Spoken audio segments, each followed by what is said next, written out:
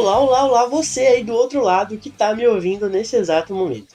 Se você tá aqui e você viu o nome desse episódio, eu presumo que você tá vendo que esse é o volume 2 da nossa crítica sobre a quarta temporada de Stranger Things. O que significa que existe um primeiro volume, exatamente, que foi lançado semana passada, onde eu e Wagner, o meu convidado, conversamos um pouco mais sobre os primeiros episódios dessa quarta temporada, mas como a gente gravou mais ou menos 3 horas de áudio, a gente achou melhor dividir isso pra não, né, ser impossível de ouvir de uma vez só. Então, aqui tá a segunda metade do episódio e espero que vocês gostem. Novamente, se vocês não ouviram ainda, vai ouvir o episódio anterior e depois chega aqui nesse, beleza? Valeu!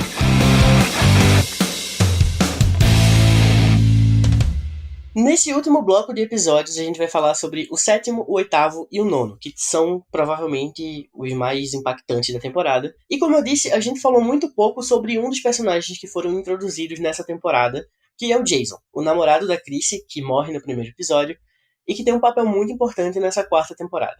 O Jason, ele tá aqui para servir como o portador da verdade e para incrementar ainda mais o pânico satânico na cidade de Hawkins. Isso porque, desde a primeira temporada a gente tem esse problema de D&D, e a gente que vive na vida real, a gente sabe que isso é tido como algo do demônio, e tudo mais. E aqui, a gente finalmente tem uma representação da comunidade de Hawkins falando sobre os malefícios e sobre os perigos do Dungeons and Dragons, desse jogo de RPG. O Jason, depois de ver as fotos da Chrissy morta, começa a perseguir o Ed, que era o mestre ali daquela cidade e altamente conhecido por ser jogador de D&D, e também já tinha uma famazinha ali por ser roqueiro, etc. E ele, junto com o grupo dele, da equipe de basquete, começa a perseguir ele, e tem uma cena muito legal, entre aspas, mas ela é bem perturbadora também, no sétimo episódio, que ele faz todo um discurso religioso dizendo que a cidade tem que se proteger do mal e que tem que caçar o mal e que falando sobre o demônio. E isso fala muito do que o Wagner falou anteriormente sobre o pânico satânico, que é algo que foi muito... Ainda hoje a gente tem uns resquíciozinhos assim, mas que estourou bastante nos anos 80, não é mesmo, Wagner? Exatamente. Eu sou meio fissurado com esse assunto de pânico satânico, né? Então, quando eu vi dentro da série, eu achei simplesmente sensacional, né? Porque, enfim, dentro do que eu estudo, a gente tem algumas correntes reacionárias que sempre surgem, vezes ou outras, né? Então a gente tem muito ali nos anos 60 e 70 nos Estados Unidos, movimentos sociais voltados para as causas feministas, de raça, LGBTQIA+, que conseguiram grandes feitos, né? A própria questão da lei do aborto legalizado nos Estados Unidos decorre dessa época dos anos 70, que inclusive é uma decisão que está tentando ser derrubada agora e está tendo muitos protestos nos Estados Unidos. Aí, nos anos 80, surgiu uma onda conservadora que estava ali associada a essa agenda da família, do cidadão de bem, das pessoas que estão ali pela moral e pelos bons costumes, que querem salvar a família de todos esses males que existem, né? E foi quando surgiu essa corruptela que foi o pânico satânico, né? E até, por exemplo, as pessoas aqui no Brasil que conhecem, por exemplo, o caso Evandro, né? Que é o podcast do Ivan Mizanzu, que tem a série no Globoplay, ela vai falar um pouco sobre isso, né? Que são exatamente esse pavor, esse temor que é criado por uma comunidade por algo que seja relacionado ao demônio, algo que seja relacionado a um teor satânico, mas que na realidade ele não ocorre. Então, nos Estados Unidos, ali na década de 80, a gente tem isso muito forte acontecer, tipo, certos lugares, escolas, creches, serem acusados de serem seitas satânicas que queriam ali pegar criancinhas para dedicar ao diabo. E aí você tem os próprios jogos, né? O RPG é uma grande vítima nessa época, que ele tem ali toda uma mitologia, que tem certos apontamentos para o diabo, para o demônio, e aquilo tem muito muito a ver com esse tal pânico satânico, né? Essa histeria criada no coletivo das pessoas, apontando para alguma coisa que seja relacionada com o diabo. E aí, como eu estava falando, né, os anos 60 e 70 eles foram anos progressistas, décadas progressistas nos Estados Unidos. Mas a partir da década de 80, a gente tem ali presidentes como o Reagan, o Nixon, que são essas pessoas que eram Brasil acima de tudo, Deus acima de todos. Elas voltaram ali e deram todo aquele slogan de que a família deve ser assim exaltada, e essas coisas como os homossexuais, os direitos das mulheres, das pessoas, eram todas coisas que de alguma forma atacavam esse bem-estar familiar, né? E aí eles encontraram um grande auxílio nessa própria questão do demônio, né? Enfim, tem alguns cantores, principalmente cantores voltados ali para o rock, e algumas outras camadas sociais que estavam realmente levadas ali a pensar num satanismo, né? Tanto é que você tem a igreja satânica, ela decorre ali da década de 60 e 70, que as pessoas elas não tinham mais medo de se declarar satanistas, e aquilo foi criando uma grande histeria.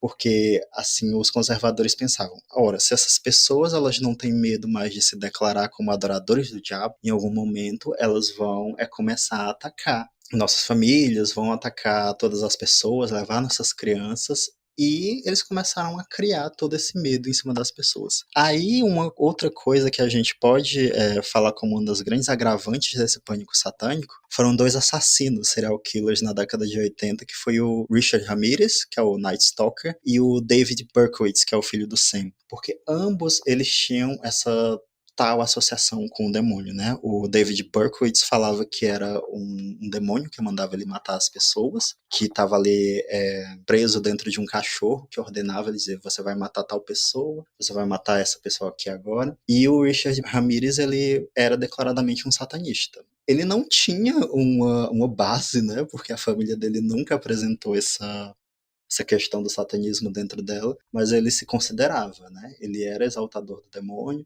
Aí, tipo, no julgamento dele, ele tava lá com um pentagrama na mão, e enquanto David Berkowitz falava, disse, o cachorro que era um demônio mandava eu matar as pessoas. Claro que isso vai causando pânico nas pessoas, e se você tem uma figura como um pastor que ele fala tais coisas, né? Porque a gente sabe, né? A gente tem camadas conservadoras no Brasil, e ultimamente isso tem se mostrado com uma força tremenda, como o discurso das igrejas ele é influenciador nas pessoas. E nos anos 80 isso não é diferente, né? Então, até no caso do David Berkowitz, esse assassino que eu falei primeiro, teve um escritor que é o Maury Terry. Maury Terry, ele escreveu um livro nos anos 80 que se chama The Ultimate Evil. E nele ele vai falar que não seria só o David que estaria matando, mas sim uma seita.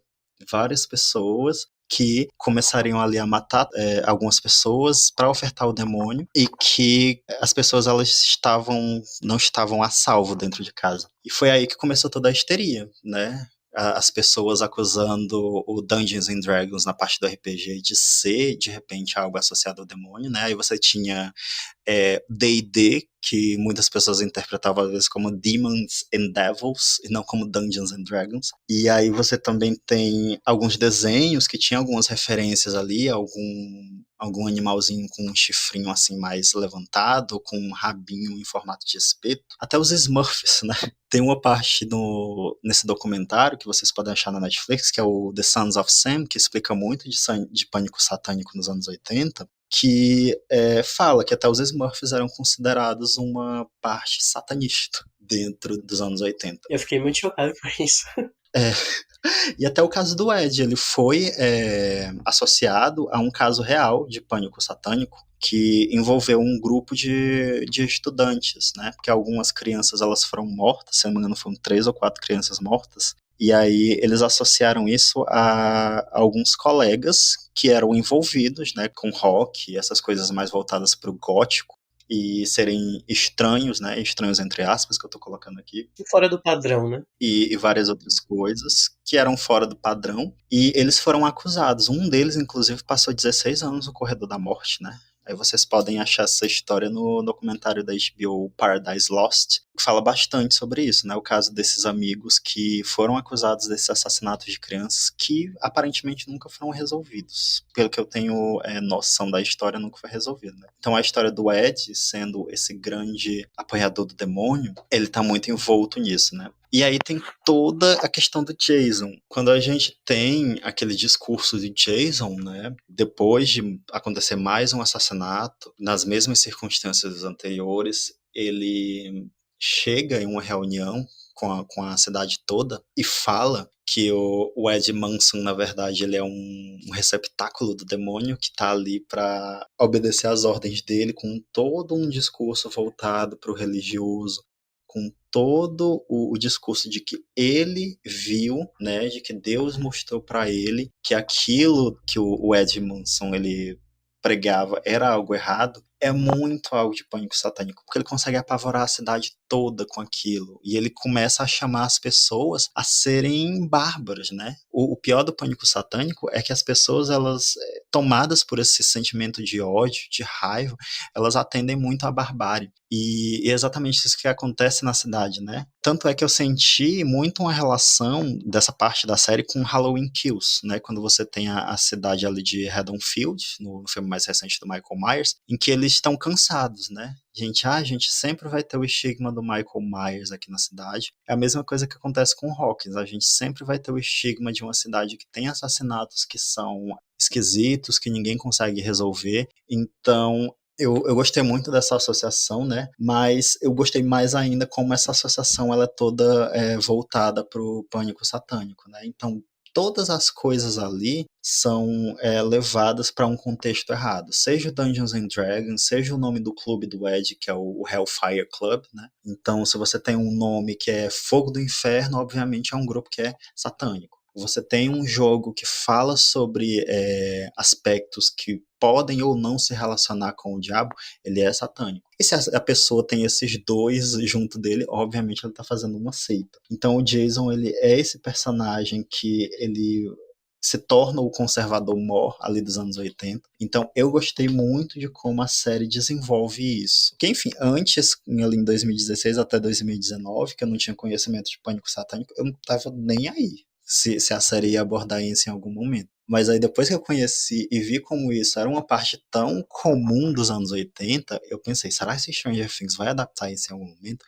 Aí a quarta temporada, ela me satisfez demais nesse ponto, né? De como eles criam essa histeria e eles começam a perseguir. Tanto é um chamado à ação da cidade que não aguenta mais ser esse lugarzinho que está sendo perseguido por coisas sobrenaturais, mas também é uma cidade que mostra os horrores do não entendimento das coisas, né? Então, você tem ali um grupo de pessoas que está apavorada com o que está acontecendo e você tem uma pessoa que incita a violência. Então, obviamente, elas para acabarem, saírem daquela condição ruim, elas pegam e apelam para a violência também da mesma forma. O que não é ideal, mas a série ela consegue passar muito bem esse sentimento. Eu gostei muito de como eles abordaram isso durante a temporada. Eu acho que isso foi um potencial que podia ter sido melhor aproveitado se tivessem abordado isso antes. Uhum. Eu acho que a gente esquece isso muito rápido, óbvio, né? Porque assim, isso acontece no 7º episódio, e no 9º episódio a cidade literalmente começa a abrir cratera pro inferno. Então faz sentido o pessoal ter esquecido um pouco mais disso. Mas quando a cidade começa a caçar o Hellfire Club, eles estão caçando todos os envolvidos, não só o Ed. O Ed Exatamente. é o líder, né? Entre aspas. Mas existem todos os outros. E, tipo, o Dustin tava na foto, por exemplo, e no último episódio ele tá lá ajudando os desabrigados, ele tá ajudando todo mundo, e tá todo mundo nem aí, tá ligado? Enquanto tem todo o cartaz do Ed sendo declarado como satânico, né? Exatamente, ou seja, Não tem nada a ver. um ódio meio seletivo aqui que a gente pode ver no roteiro, mas que, Pois é. entre aspas, faz sentido porque a cidade tá passando por um trauma, né? Então, eu acho que pegar no pé desse fato pode ser um pouco complicado, mas ainda assim faria sentido que eles fossem atrás de todos os envolvidos no que tá acontecendo, né? E assim, é muito pequeno como surge, né? Que é só o time do Jason que inicialmente começa a criar essas teorias de que seria um grupo satânico e depois ele vai falar para a cidade toda. Então eu acho que ele podia ter sido melhor aproveitado no começo da temporada, quando estava se criando toda essa figura, né? Porque desde o início o Ed tá ali como o principal suspeito dos assassinatos. Exato. Mas aí você tem o Jason ali jogando lenha na fogueira e podia ter aproveitado melhor toda essa questão do pânico satânico. Nisso eu concordo contigo, realmente. Mas eu acho que também a gente fica muito cego de ódio pelo Jason, porque ele é um personagem Nossa, intragável. ele é desprezível. Ele é um personagem que você fica com ódio, você fica querendo. Qual é a hora que esse homem vai morrer? Esse homem precisa morrer. E que é o Tanto é que eu mesmo. tava conversando com uma amiga hoje, que ela tava assistindo, ela tava no quarto episódio, aí ela me mandou mensagens. Wagner, me diz uma coisa, mesmo que tu me dê spoiler, esse menino vai morrer, porque eu não aguento mais ele. E ao mesmo tempo, ele é o arquétipo do herói. Ele é o arquétipo do herói de anos 80. Ele é o arquétipo. Na verdade, o arquétipo do herói de filmes até hoje, se você prestar atenção direitinho. Uhum. Porque qual é a trama do Jason? Ele descobre que a namorada dele foi assassinada de uma forma horrível. Ele descobre que tem uma pessoa com uma fama de satanista envolvida naquilo. Então ele começa a caçar a pessoa para fazer justiça. É uma fórmula que dá muito certo se ele tivesse certo. Se ele fosse uma pessoa que fosse um pouco mais racional, ou se ele fizesse um pouco de sentido, porque ele começa a ficar tão cego na motivação dele que ele começa a estranhar os próprios amigos. Por exemplo, o Lucas, que era alguém que estava ali próximo, era do mesmo time, e ele simplesmente para de ouvir, cego naquela vingança dele. Mas ele é o arquétipo inteiro de um herói comum, que a gente assiste 300 filmes aí tranquilamente. E é exatamente por isso que eu gostei tanto dessa abordagem do pânico satânico na série, né? Porque como ela pode destruir a mente de uma pessoa a ponto de transformar ela num monstro, né? Exato. Porque a gente tem ali no começo do primeiro episódio, quando o Jason surge pela primeira vez, um personagem que você sabe que você não vai gostar, mas só que você não imagina que ele vai alcançar patamares tão desprezíveis ao longo É. da temporada, né? Você não espera nada dele, mas ele supera, né? Exatamente. Então a forma como ele se transforma nesse herói distorcido ao longo da narrativa é muito bom, né? Então foi um ponto do roteiro que funcionou bastante, porque sempre a gente tá, durante a nossa conversa toda, a gente tá indo nesses pontos que a gente gosta, que a gente volta atrás, que não são tão bons dentro do roteiro, mas eu acho que essa parte do personagem do Jason, ela é uma das melhores trabalhadas, porque ela consegue trazer aspectos que eram reais e que estavam incluídos no contexto dos anos 80, e ela consegue ser muito bem desenvolvida. E junto com a Angela e o Vecna, eles são os principais vilões da temporada, né? Porque, assim, Exatamente. eu não vejo muita diferença entre o Vecna, a Angela e o Jason em quesito de crueldade. Eles são igualmente cruéis. O Vecna é mais porque ele tem mais poder. Mas se o Jason tivesse tanto poder quanto o Vecna, ele seria igual.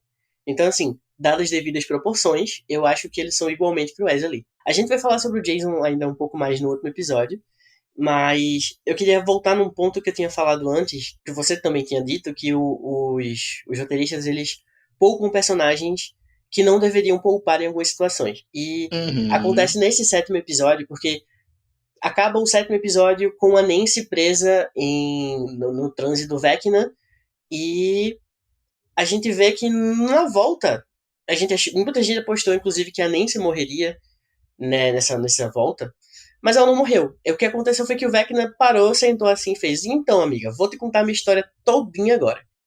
E contou a história, abriu o coração ali pra Nancy, sendo que ele poderia ter feito exatamente a mesma coisa com o Max, que captou muita coisa mesmo sem ele ter mostrado. Mas ele preferiu sequestrar a Nancy pra mostrar algo que ele podia ter mostrado a Max antes e deixar a Nancy ir também. Sendo que não faz sentido. Não faz. Não. Ele poderia ter simplesmente pegado a Max, ó. Diz isso aqui pra Eleven, beleza? Vou matar aqui a Nancy, daqui a pouco a gente conversa. E pronto. Que também vem um ponto que eu achei problemático e achei um pouco facilitação de roteiro. Por quê? Quando a gente vê o pai dele, né, em transe, porque inclusive a gente não falou sobre isso, mas no sétimo episódio a gente descobre que o Vecna é o carinha estranho que ajudava a Eleven no hospital, naquela prisão barra hospital. E ele também é o filho do Victor Creel, o Henry Creel, que é o menino que é a cara do Chico Buarque.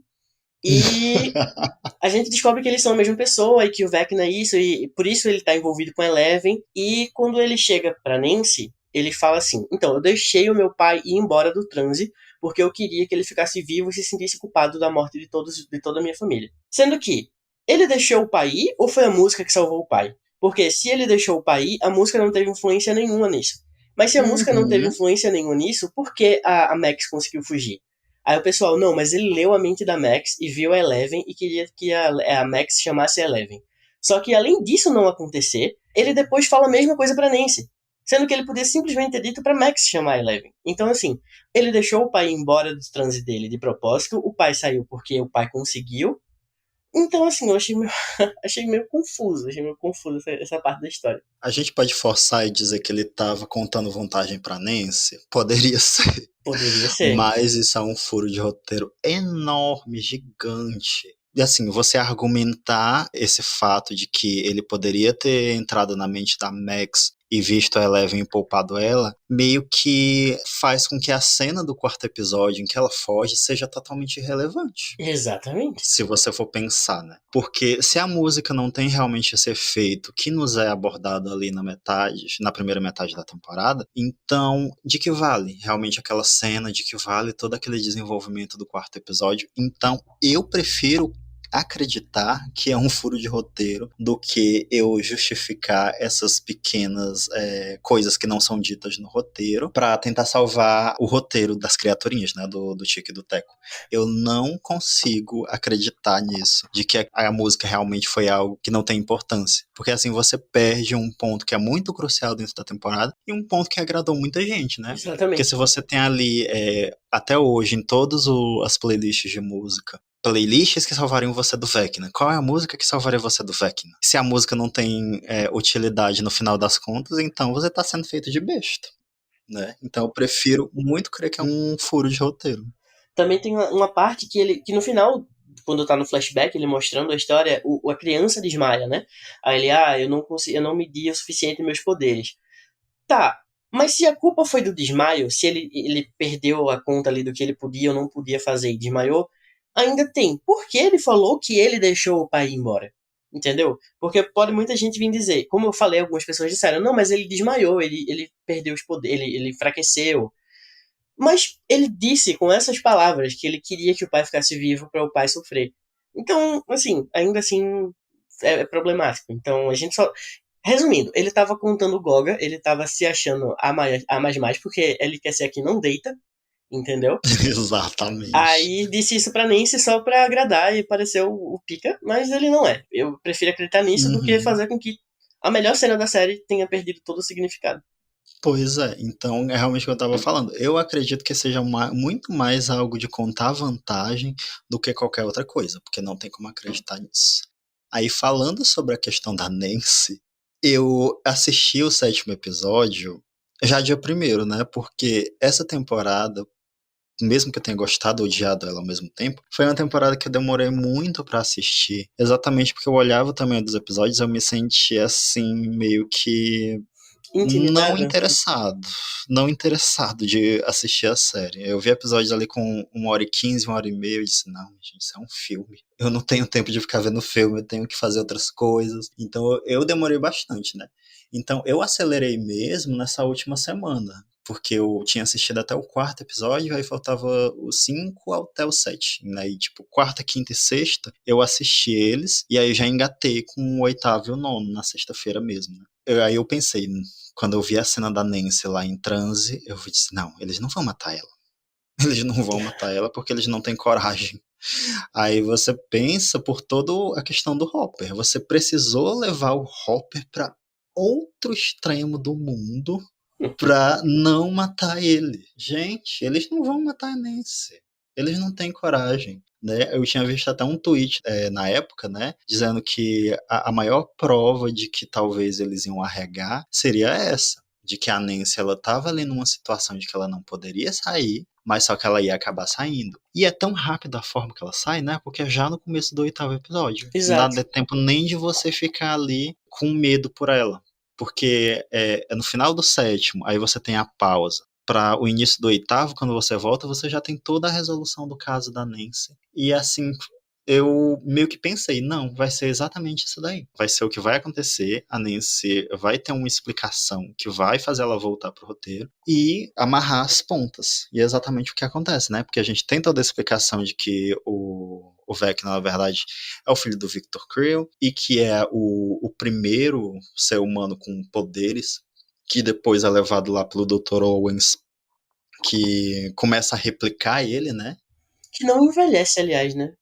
O Papa não Exatamente. envelhece, ele é velho sempre. É tipo o Não. Ori Fontoura, ele sempre foi velho. Eu acho interessantíssimo isso. É, nossa, aquela peruca dele nos anos 50 é muito sem vergonha. A Netflix não gostou de peruca. Tu já assistiu Umbrella Academy? Não, ainda não, tenho que O ver. começo da terceira temporada, o Victor, né? Tá com uma Aham, peruca horrível. A peruca começa no meio da testa. Assim, ela não faz sentido nenhum, tá ligado? Tá péssima. Mas a meu Netflix, ela Deus do foi. céu. Ela não gastou dinheiro com peruca esse ano, não. Então realmente ele não envelhece, aquela peruca dele dos anos 50 é triste.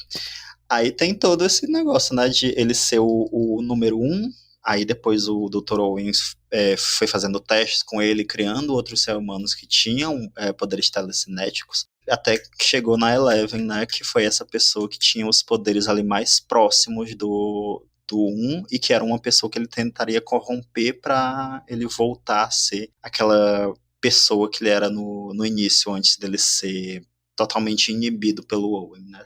Então, de certa forma, eu gostei dessa conexão que a série fez, gostei, mas só que eu achei a explicação para isso muito jogada, né? Porque assim, ele é sensitivo. Essa foi a explicação que eles deram.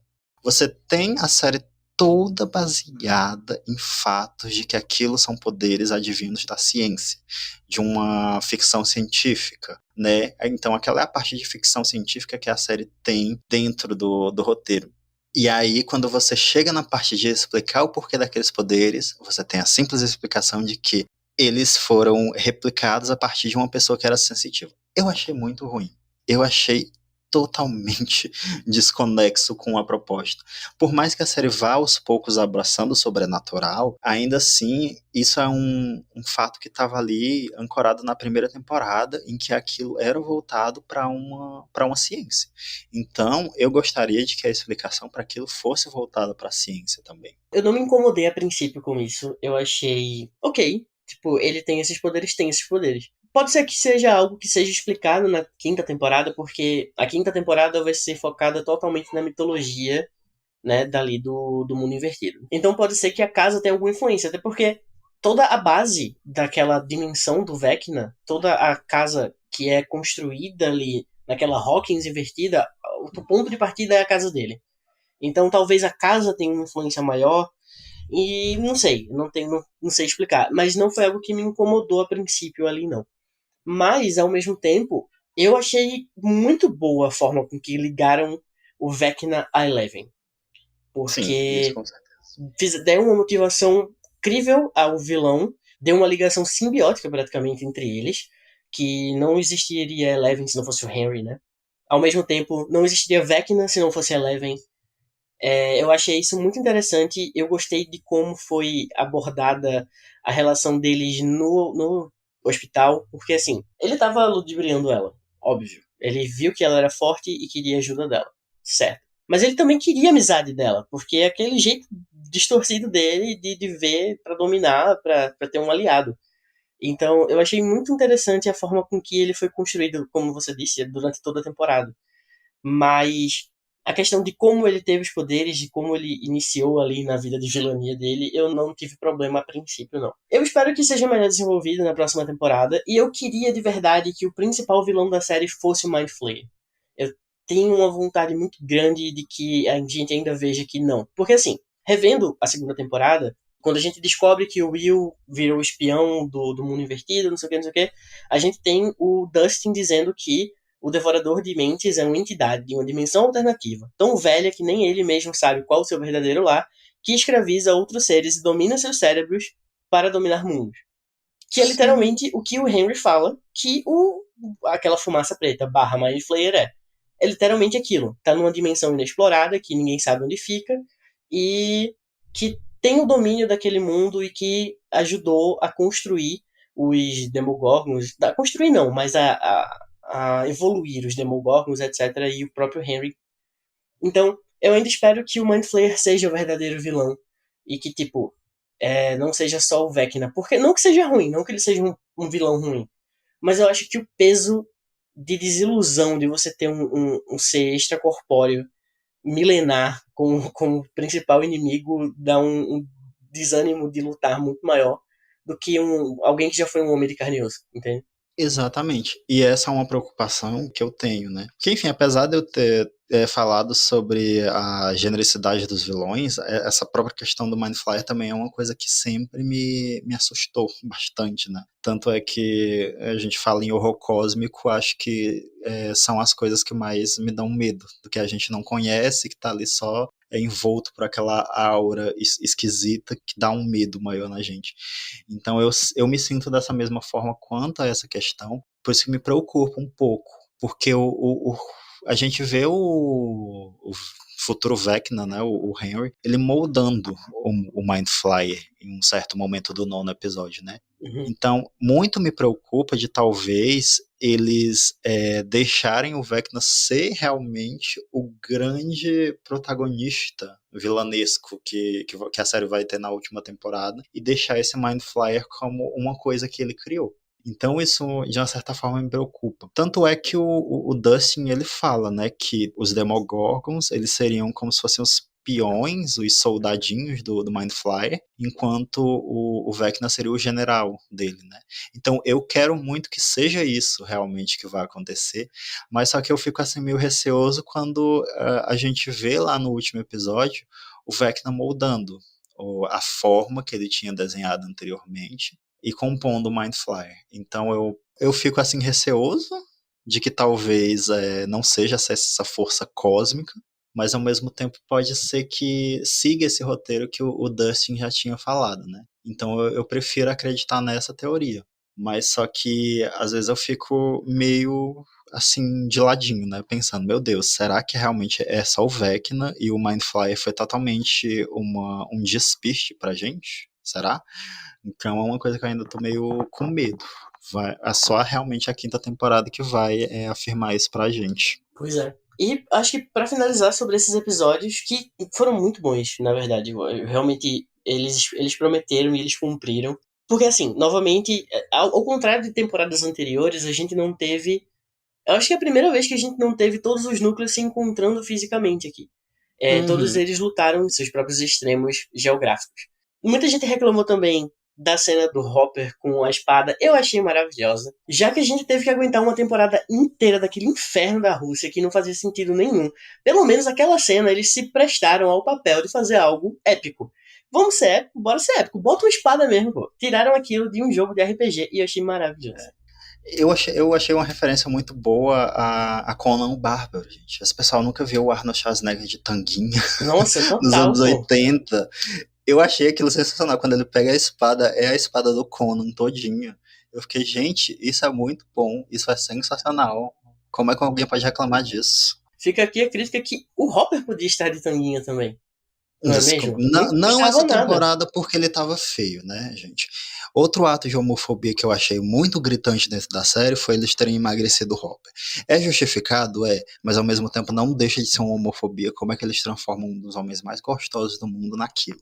Isso é uma realidade. Eu continuei gostando, então não posso falar nada. Então, assim. Não, Mas não gosto aí. de padrão, mentira.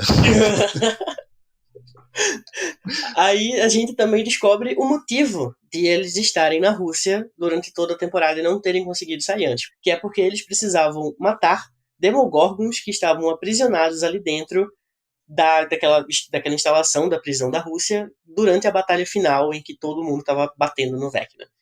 Que, assim, foi ok. Mas eles poderiam ter saído bem antes da Rússia, de verdade. Aham. Mas eu achei interessante e eu acho muito bom esse tópico, porque assim, tudo isso começou por conta de um experimento dos próprios Estados Unidos, né?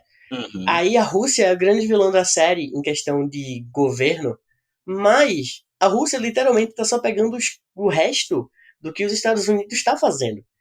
Os Estados Unidos literalmente criou tudo isso e a Rússia é a grande vilã, mas a Rússia só tá ali, tipo, aproveitando pra. Porque se você prestar atenção de um ponto de vista, né, de arquitetação de guerra, Se o seu inimigo tá criando monstros gigantes e indestrutíveis, você precisa de monstros gigantes e indestrutíveis também, né? Mas a Rússia é a grande vilã, então a gente Exatamente. vai aceitar isso aqui também. Pois é. Porque, né, anos 80, a gente tem que aceitar, eles estão fazendo uma coisa da época.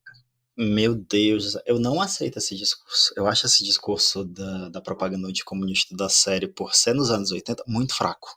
As pessoas elas podem jogar na minha cara o quanto elas quiserem, falarem o quanto elas quiserem pra eu aceitar esses criadores dessa série sendo anticomunistas à torta e à direita, porque a série se passa nos anos 80, mas não cola pra mim. É de novo outro fato que a gente já tava comentando. Podia ser melhor trabalhado como uma forma de confronto, né? Porque o próprio Pânico Satânico é uma forma de ser trabalhado como crítica. A Exato. parte do anticomunismo também poderia ser algo que é trabalhado como crítica, mas não é. Então esse é um ponto da série que me deixa muito fulo. Não gosto de como eles abordam isso.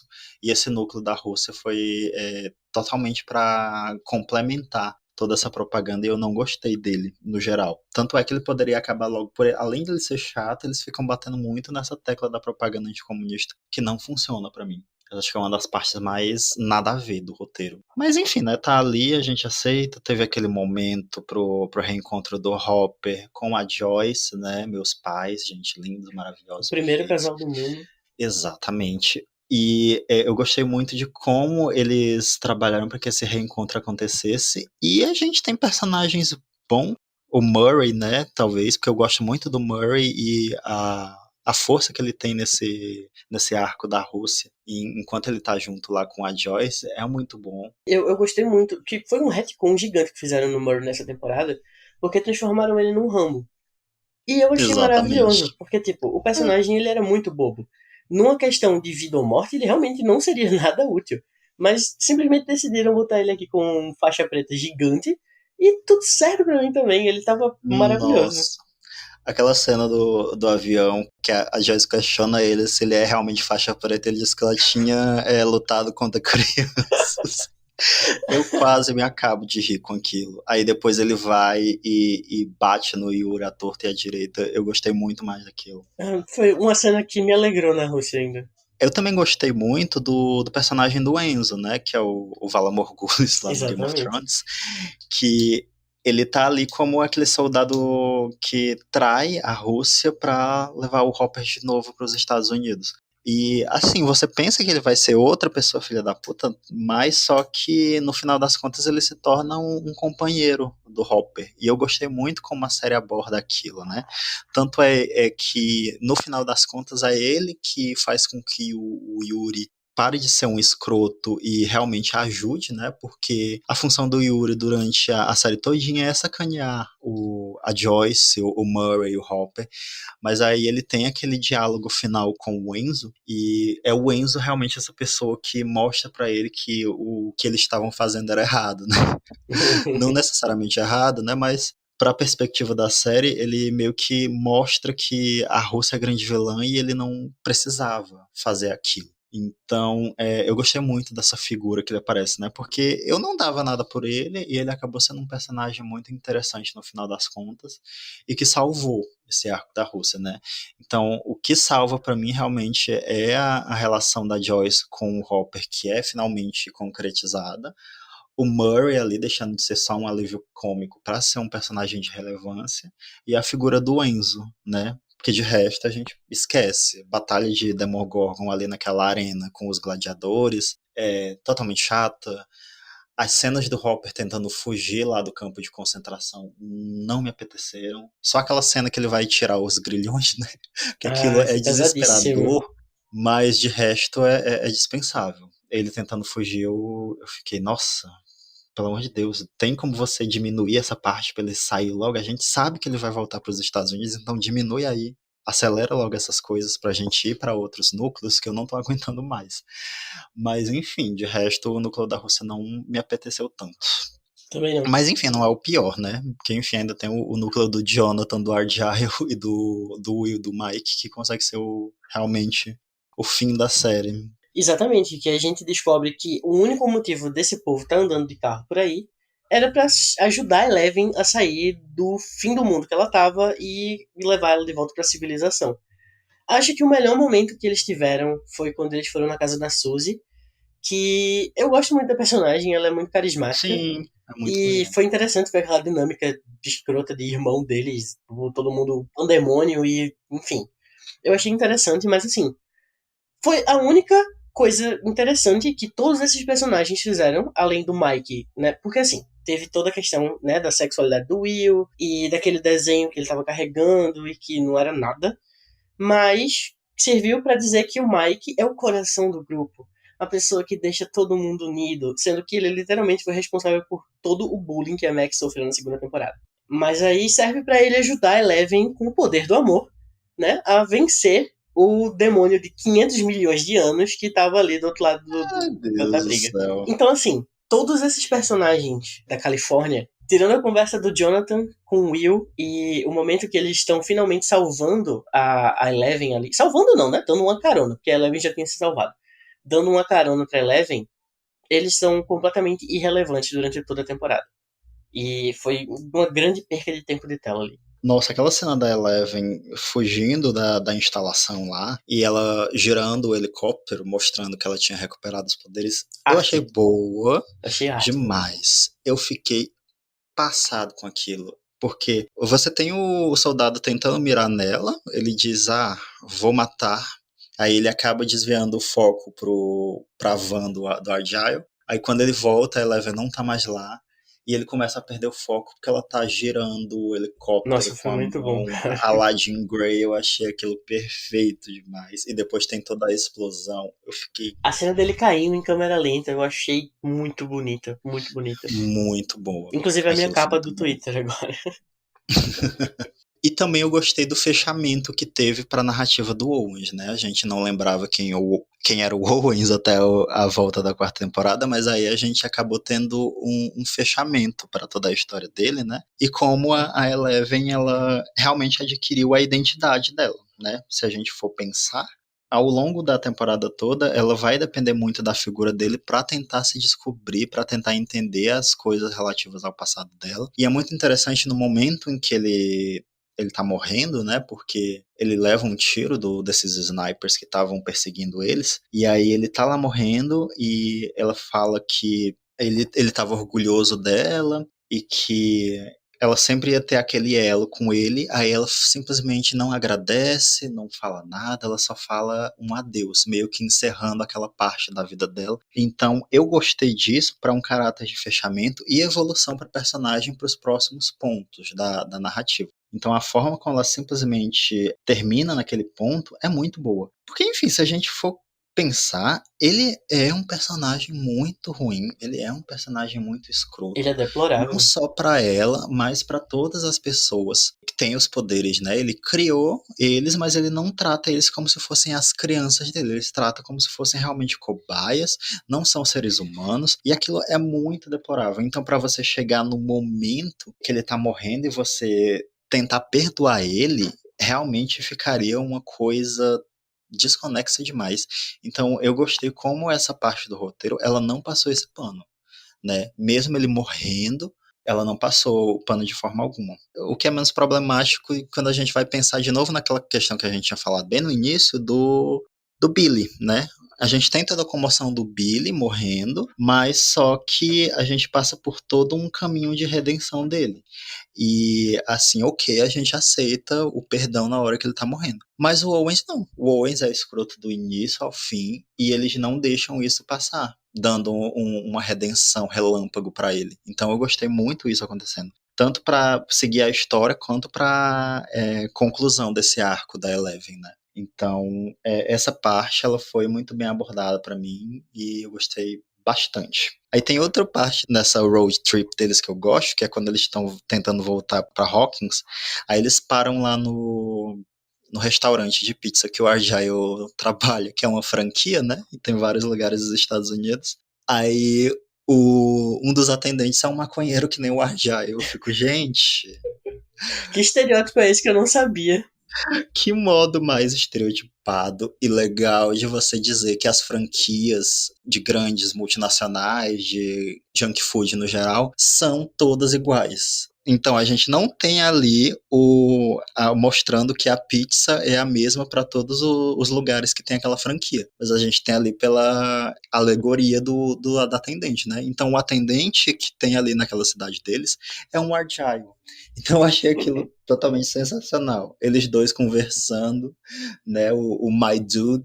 Aí eles conversando Ai. aqui, ele tentando argumentar que ele precisava da cozinha dele e que precisava do sal. Aí o cara dizendo que precisava sair, eles oferecem uma maconha pra ele pra se safar. Eu ri demais. Essa é uma parte que talvez foi o ápice do Argyle, né? Porque eu ri demais daquela cena e realmente é um ponto que era necessário pro roteiro, para não atrasar, mas foi um ponto que a gente aceita porque foi bem construído, né? Teve essa crítica ali de leve nas franquias de comida e também foi um ponto legal para a história avançar.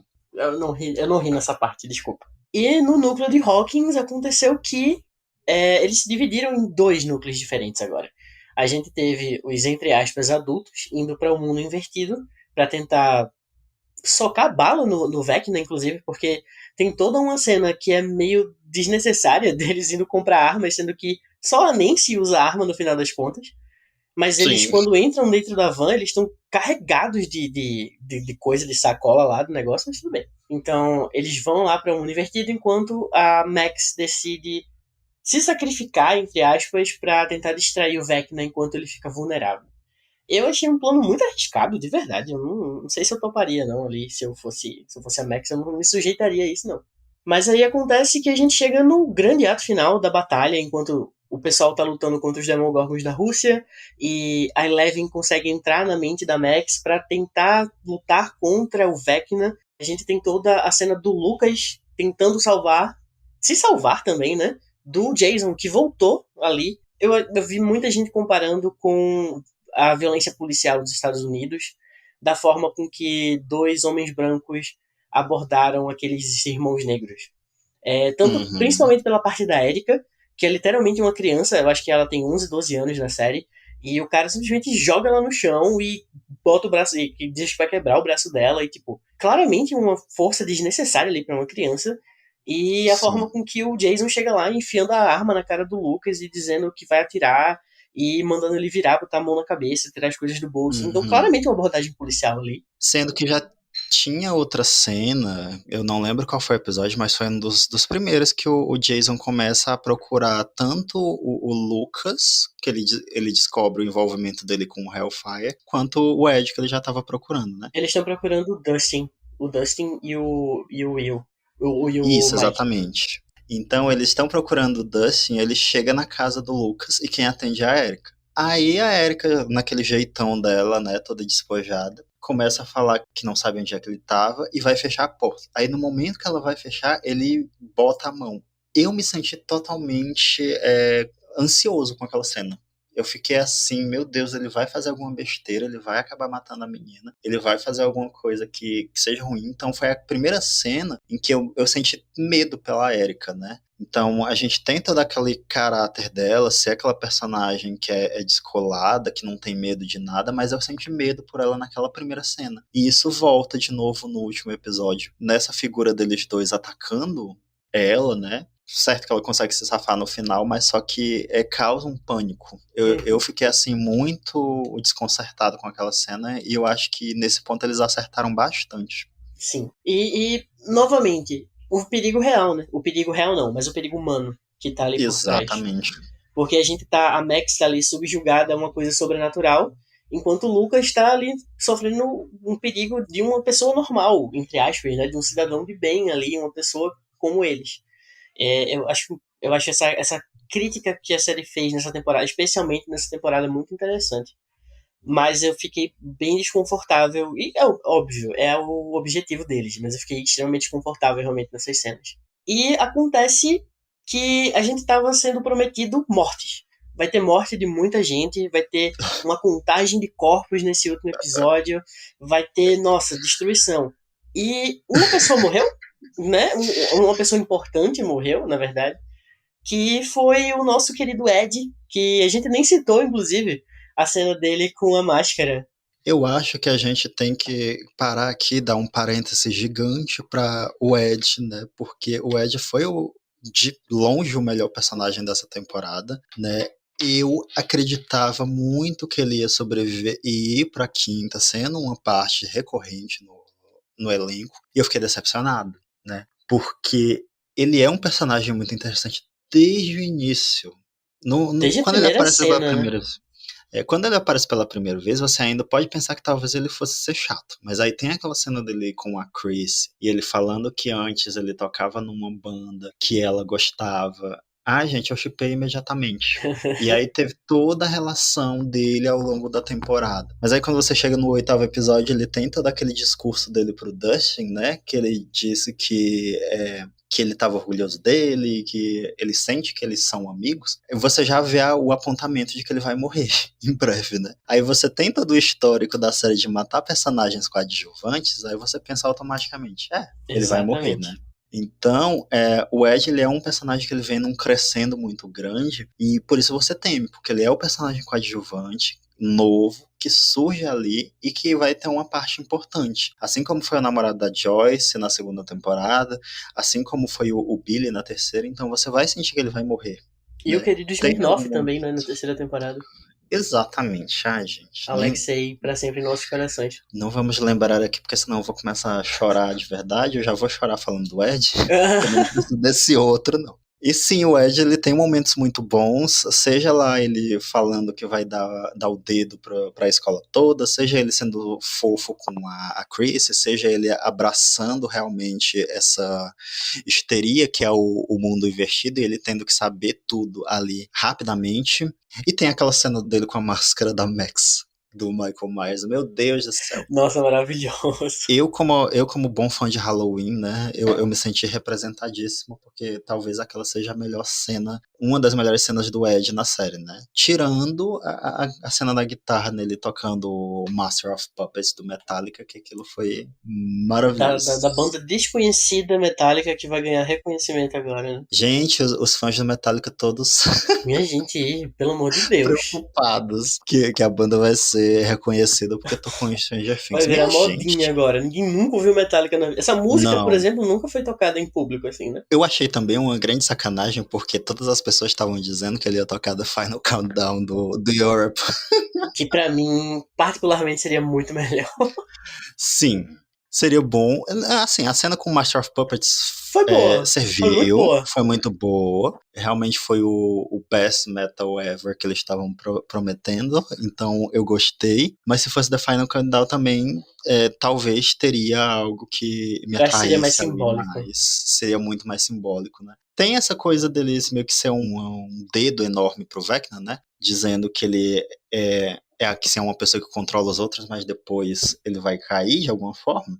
É. Mas só que, de uma certa forma, Define Countdown seria melhor. E aí eu queria dizer, né, ainda falando do Ed, que eu vou sempre pagar pau pra ele, porque ele é um personagem que ficou assim no meu coração. Como aquela cena dele falando Chris, essa é pra você, quando ele vai começar a tocar, ficaria melhor talvez em um episódio da quinta temporada.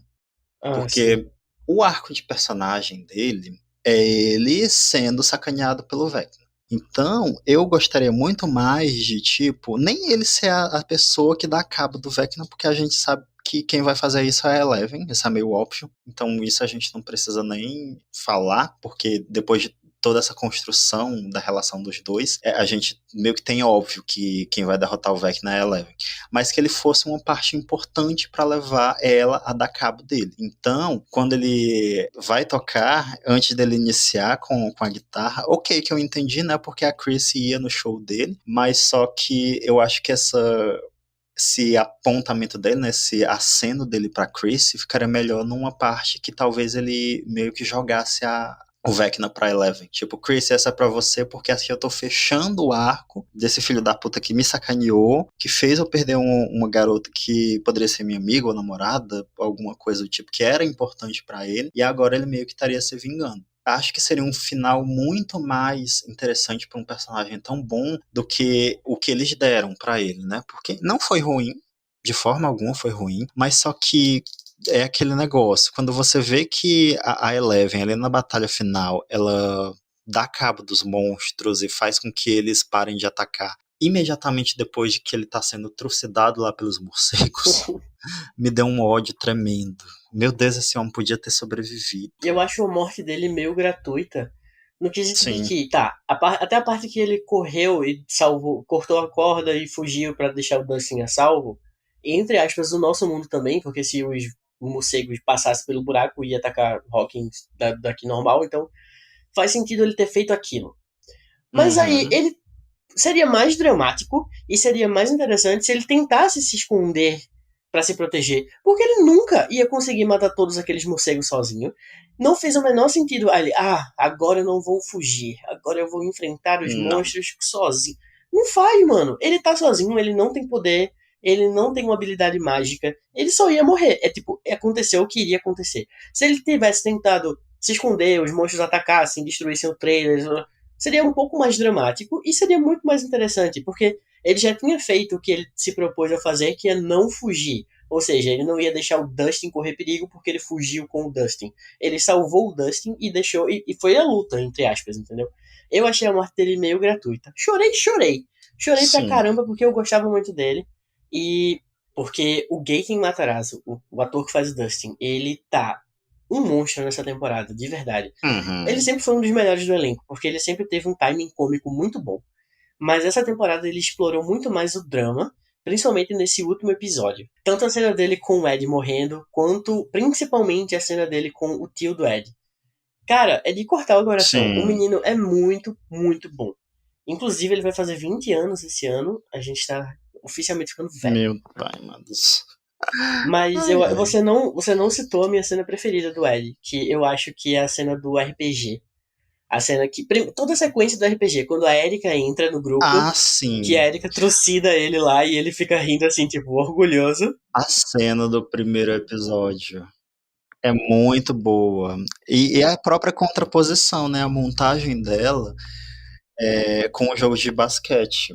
O Lucas, ele tá tentando seguir um caminho diferente, né? Enquanto eles estão ali jogando, aquela montagem é muito boa, porque são momentos decisivos, e aí você tem ali o momento em que o Lucas joga a bola com o momento em que a Erika joga os dados. Então, eu achei aquilo dali uma montagem sensacional. E realmente essa parte do RPG foi muito boa. E realmente, para quem já jogou, a gente sabe que a sensação é aquela dali. Exatamente. É final de campeonato. Exatamente, porque, tipo, o mestre, ele tá ali pra dificultar a história. Ele cria a narrativa, mas ele tá sempre te jogando ali pequenas provocações para que você trabalhe com sua criatividade. Então, eu achei aquilo muito bom porque o Ed, ele tem essa presença. Né? Ele tem essa presença para ser um mestre de RPG e aquela cena ela é perfeita por isso.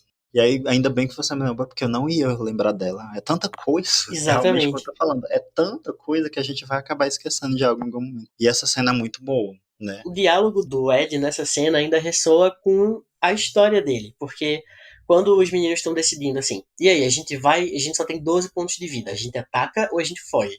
Aí o Ed vira pra eles assim e faz, não tem problema nenhum correr pra viver outro dia. Fugir não tem problema Uhum. nenhum. E no final ele morre porque ele decide não fugir.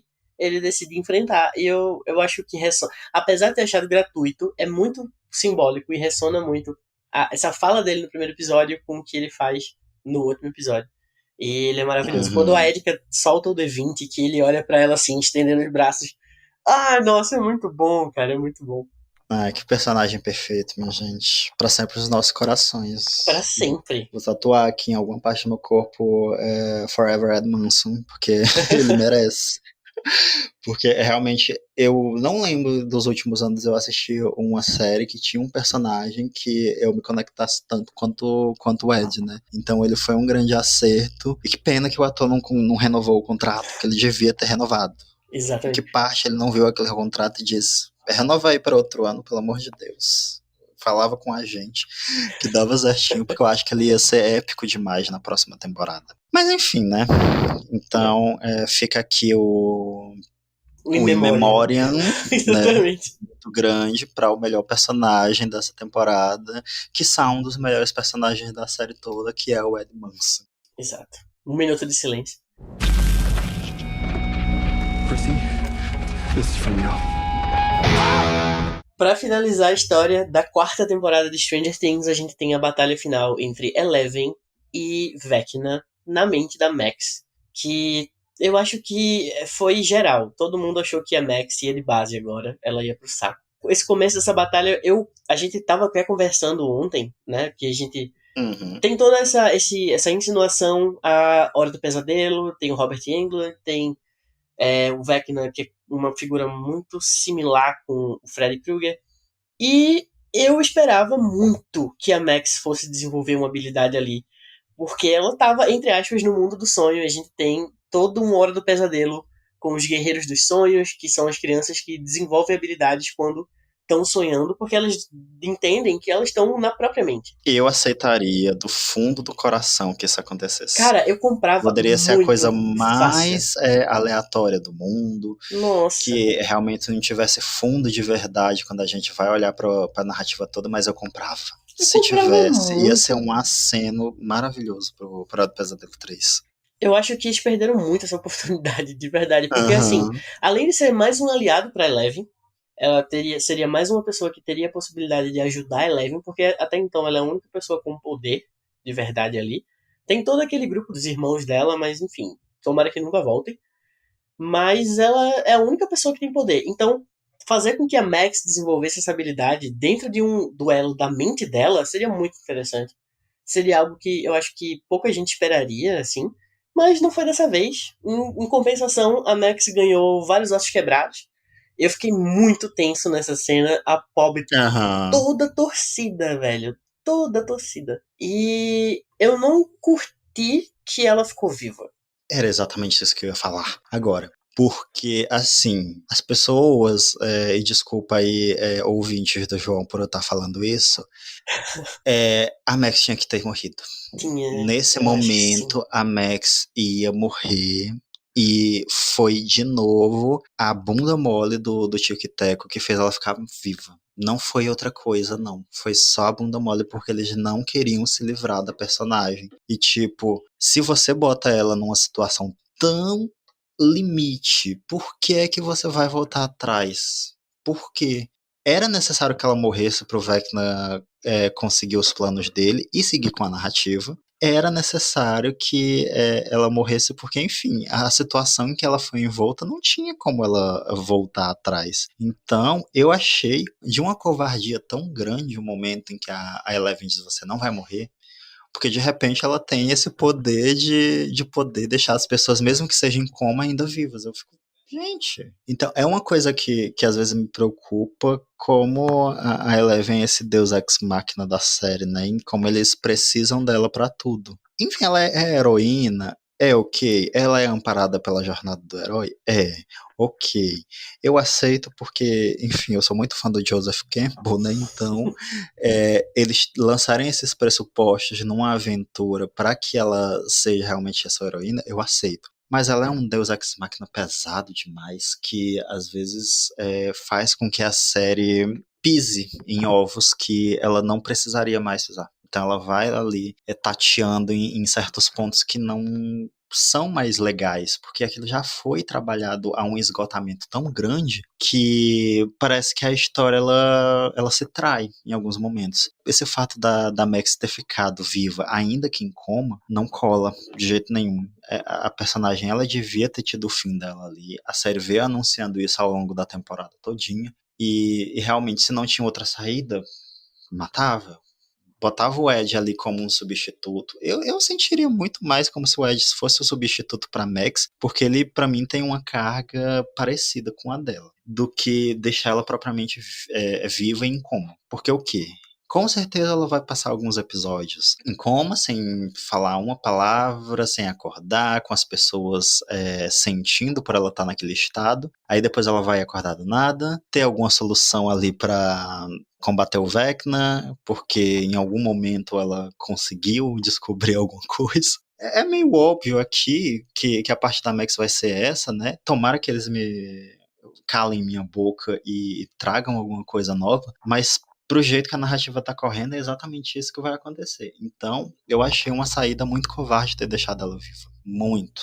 É uma coisa que me desagrada. E assim, eu gosto da Max. A Max é uma das minhas personagens preferidas da série toda. Mas eu não vejo ela escapando daquele momento. E eu não consigo ver outra solução não falada, não ser a covardia dos dois criadores da série, né? Exatamente. Eu acho que se ela tivesse morrido ali, do jeito que ela morreu, nos braços do Lucas, sem ser do pescoço torado também, por conta do Vecna, teve toda uma simbologia muito interessante. Ela, né, foi forte, eu chorei também. Mas ela fica a salvo, eu não comprei muito bem, não. E eu acho que talvez ela seja também, acho que top 3 dos meus personagens preferidos ali da série. Mas não fez muito sentido. Então, gente, ela cumpriu o arco dela todo. Pra mim, ela cumpriu o arco dela muito mais do que o Ed, pra ser sincero. Porque eu via muito o arco do Ed fechando com ele sendo um auxílio genuíno pra combater o Vecna, né? Porque o Vecna não morreu. A gente sabe que ele vai voltar, né? E a gente tem ali no final Hawkins começando a se autodestruir, né? A se tornar morta, uma cidade fantasma, pelas forças que estão vindo do mundo invertido, né? Então, eu acho que seria muito mais valioso o Ed ter ficado vivo e ser efetivo na batalha contra o Vecna mais na quinta temporada do que ter matado ele agora e deixado a Max viva. Mas enfim, né, eles têm esse amor, esse tesão em deixar os personagens principais vivos, então isso acaba prejudicando meio que a série. E devido à morte, pseudo-morte da Max por 1 minuto, como disse o Lucas, Hawkins começou a ir pro buraco e tudo foi destruído e abriram 4 fendas perante toda a cidade, né? Que inclusive é um spoiler que o pôster deu. O pôster é literalmente assim. São 4 grupos diferentes com, né, um negocinho de fogo que se cruza na metade. Eu achei isso Uhum. interessante também. Acho Mas... que uma das coisas mais legais dessas fendas foi os fatos dela terem matado o Jason. Ai, gente, eu achei foi a aquilo melhor coisa. maravilhoso. Ele caído lá. Talvez não melhor, porque eu acho que ele sofreu pouco ainda. Uhum. Foi um pouco anticlimático, foi, minha gente, mas meio que foi um aceno dos roteiristas dizendo: eu não esqueci de vocês, vocês queriam que ele morresse? Ele morreu. Exatamente. Foi Então bom. foi esse aceno muito legal, né? Adorei as fendas fazendo isso pela gente. Obrigado. Aí no final a gente tem finalmente todos os núcleos se encontrando e finalmente lembraram que o Will existe. E que não apenas existe, mas ele tem uma ligação com a trama principal da série. E isso acontece porque a nuca dele arrepia novamente. Ou seja, o Mind Flayer está próximo. E assim acaba a próxima Uhum. temporada com as flores apodrecendo, igual aconteceu na segunda temporada, diga-se de passagem. Uhum. E eu acho que a próxima temporada só vem daqui uns 2 anos. Provavelmente. Vai precisar de tempo para produzir e realmente adaptar as coisas para ficar com um produto final bastante legal, né? A gente pode ter todas as ressalvas a Stranger Things quanto a roteiro, quanto a desenvolvimento de alguns personagens, mas uma coisa que não dá pra gente falar mal é toda a ambientação que eles constroem. Seja em questão de eles reproduzirem os anos 80 na tela, ou seja pela própria questão dos efeitos visuais, né? Aí eu lembro que tinha uma reportagem no dia primeiro de que o Chico e o Taika eles tinham feito 20 sequências de efeitos visuais na mesma madrugada que ia sair a série e uparam para Netflix. Então, quem assistisse a série imediatamente não ia ter toda essa dimensão de como os efeitos visuais iam estar, porque eles iam readaptar isso depois em futuras adaptações para melhorar isso. Tanto é que eu acho que isso é verdade, de uma certa forma, porque eu vi muitas pessoas reclamando que o 8º episódio estava com áudio atrasado. Então poderia ser um efeito deles upando, né, de última hora o episódio e o áudio atrasou. Pra mim não aconteceu isso, né, mas eu vi muita gente no Twitter tendo essa ressalva, né, falando que o áudio estava atrasado e como é que isso poderia ser resolvido. Mas, enfim, como eu estava falando, ambientação e própria questão de efeitos é uma coisa que a gente não pode falar mal. Então, realmente, se eles quiserem fazer uma coisa épica, bem produzida, eu acho que vai realmente levar tempo. Tanto para gravar, quanto para adaptar essas pequenas coisas para deixar o roteiro intacto. Aliás, perfeito. Aliás, o roteiro não, mas a série no geral, né? Porque o roteiro, O ele roteiro não eu acho vai mais dar. difícil. É.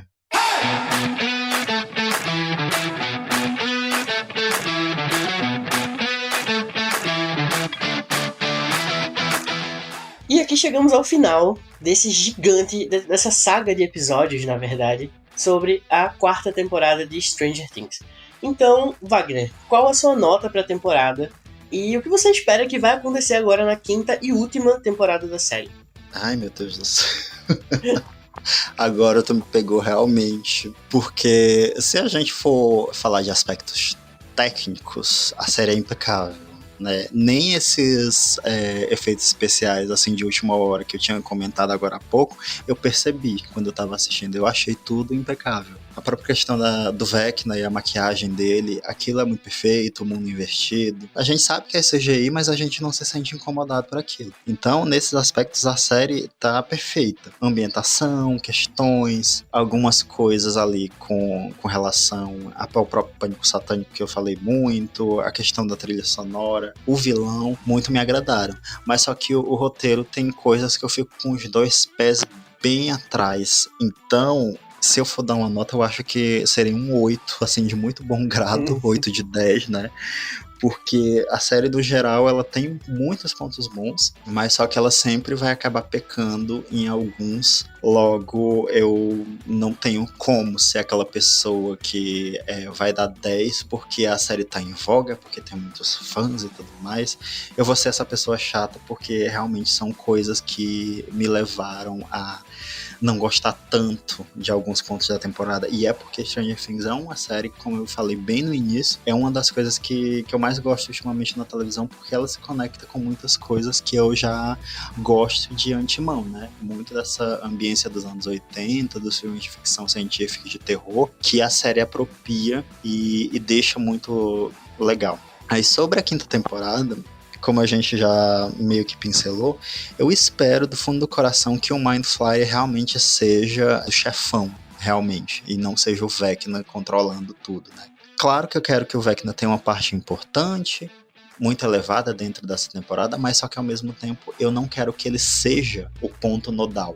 Porque, enfim, ele é um personagem que surgiu agora, enquanto o Mind Flayer ele já existe ali desde o final da 1ª temporada, e eu acredito que no final das contas ele seria melhor como o chefão, né? Então, quero que isso aconteça e quero muito que o Will tenha um destaque maior, né? Realmente, porque ele é o ponto em onde tudo começou. Eu acho que a série, quando faz esse negócio dele arrepiar a nuca, de mostrar que eles vão meio que fechar um círculo. Começamos com o Will, vamos terminar com o Will. A gente tava até brincando, né, sobre essa questão de conectar com a Hora do Pesadelo 2, mas eu acho que seria interessante, né, deles tentando se apossar do corpo do Will, o Vecna ali como um bom Fred Krueger, tentando pegar o corpo dele pra ter uma correlação com o mundo real, né, não só mais atacar pela mente, porque ele tem ali, o Will realmente é o bode expiatório do mundo invertido, então vamos usar ele com esse propósito, né, acho que seria muito valioso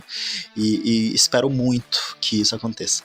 A Max eu não tô esperando muita coisa porque eu basicamente já falei tudo que eu acho que vai acontecer, né? Então eu quero mais ser impressionado por essa volta dela. Acho que se ela tiver que derrotar o Vecna, que ela venha pelo menos com alguma habilidade ou com informação que seja muito valiosa. E quero mais destaque para alguns outros personagens, como a própria Joyce e o Hopper, que são 2 personagens que são maravilhosos, que a gente gosta bastante, que eles têm um que ativo a mais nessa temporada, né? Eu entendi eles meio que serem deixados de lado, porque eles já tinham sido muito importantes nas temporadas passadas. Mas eu gostaria que, como essa fosse a última temporada, e é por isso que a gente gosta da série, que eles realmente voltassem a ter um papel mais importante. E acredito que seja isso, né? O resto eu deixo mesmo assim no ar, que eu seja impressionado, porque algumas coisas eu já tenho meio que pensadas aqui que podem acontecer, porque são artifícios de narrativa que a gente já viu ao longo de 4 temporadas, então a 5ª com certeza vai repetir eles, né? Já que eles não abriram mão de novo nessa temporada. Mas, enfim, eu quero ser impressionado também, além desses pontos que eu citei. Exatamente. Praticamente a mesma coisa que tu. Acho que eu vou ter que dar um 9 pra temporada. mesmo reconhecendo que eu não gostei tanto assim. Por exemplo, eu gostei mais da terceira. Eu achei a terceira muito mais completa em questão de desenvolvimento de núcleos e tudo mais.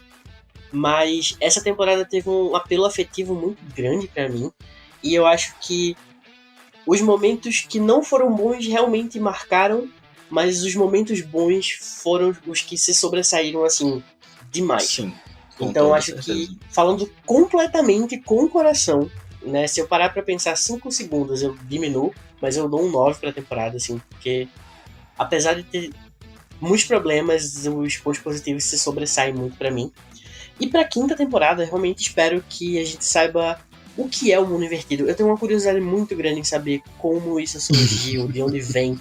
Porque tem uma coisa que falaram nessa temporada, porque até então o mundo invertido era só uma versão espelhada da nossa realidade, mas a gente descobre que aquela Hawkins do mundo invertido começou a ser destruída no dia que o Will sumiu. Na cena que a Nancy descobre que ela não tem armas mais no quarto e o diário dela só tem data, só foi escrito até o dia que o Will desapareceu na nossa realidade, no nosso mundo. Então, eu tenho curiosidade de saber o que aconteceu, porque o Vecna foi para uma dimensão inexplorada, mas aquilo é o mundo invertido, então a Hawkins que a gente vê depois dos portais não é a mesma dimensão que o Vecna foi. Então, assim, eu tenho essas perguntas que eu quero que sejam respondidas, eu espero que sejam respondidas. Eu espero que alguns personagens ganhem mais destaque, especialmente o Lucas, porque eu acho que dos protagonistas ele foi o único que não teve um plot de verdade, assim, pra chamar de seu. Exatamente. E pior que no começo da temporada ele tem uma parte que parece que vai levar ele a outro patamar, né? E ela é totalmente esquecida. Exato, até o plano Pois é. do jogo de basquete com o jogo de D&D, eu esperava que os irmãos Sinclair tivessem uma relevância muito grande aqui nessa temporada, porque é uma cena muito épica ali, mas não, é só aquilo mesmo. Aí depois o Lucas despista os meninos e vai sozinho para o pessoal e se junta ao grupo deles e é isso. Não tem muita outra coisa. Todo o plot dele, na verdade, é o relacionamento dele com a Max, basicamente. Mas eu queria que ele tivesse um plot dele de verdade. Então eu espero que ele ganhe, porque ele é muito bom. Toda a sequência do Lucas com o Jason no porão ali, o cara arrasou, pô. Ele teve pouco tempo de tela, assim, de protagonismo, mas quando ele tem, ele é muito Ele foda. sabe usar. Exato. Então eu espero isso, espero que lembrem que o Will existe, espero que eles se retratem dessa homofobia que a pobre da menina com N, da N com E, na verdade, sofreu também nessa temporada. E eu realmente acho que vai ser um grande evento como essa temporada. Eu acho que não tem outra opção. Mesmo que seja muito ruim, vai estar todo mundo assistindo pra dizer que tá muito ruim. Não tem como ela ser diferente. Exatamente. Então, assim, é uma série que a gente tá muito ansioso, a gente vai assistir, vai comentar. Assim como foi de repente um Game of Thrones, né? Que a gente tava muito ansioso, por mais que a gente soubesse que ia ser ruim, por toda coisa de roteiros que vazou, eu acredito que Stranger Things vai ter essa mesma comoção. Se for muito bom, vai ser muito bom. Se for muito ruim, a gente vai ficar marcado ali. Como, gente, assistam até a 4ª temporada, que é muito boa. A 5ª vocês esquecem que existiu. Exatamente. E é isso. Finalizamos esses gigantes episódios de Stranger Things, mas não tinha como ser diferente. Não tinha como falar menos do que isso. A gente já sintetiza. Se deixasse, eu acho que a gente ainda falava muito mais dessa temporada. João, assim, tu chamou um professor pra falar. Exatamente. Não tinha então você é o culpado por isso. Não tinha como ser diferente. Porque não tem, gente. Nunca vi uma raça de gente pra falar tanto quanto o professor. Porque a gente realmente fala e quando a gente é levado a falar, a gente realmente não poupa. Mas enfim, foi um papo muito bom, eu gostei. Para uma primeira incursão nesse mundo de podcast, que é uma coisa que eu gosto bastante, foi muito proveitosa. Agradeço muito pelo convite, inclusive. Quiser me chamar de novo, com certeza. Saiba que eu estou aqui a postos para realmente ajudar e conversar, porque tu sabe que eu realmente falo muito, tenho muita coisa para falar. Então, se quiser me chamar de novo, fica aqui o alto convite, porque eu gostei muito também de estar participando. Com certeza. Wagner é uma das pessoas mais inteligentes que eu conheço. Então, assim, qualquer dúvida que eu tenho na vida, eu chego lá no WhatsApp. Wagner, isso.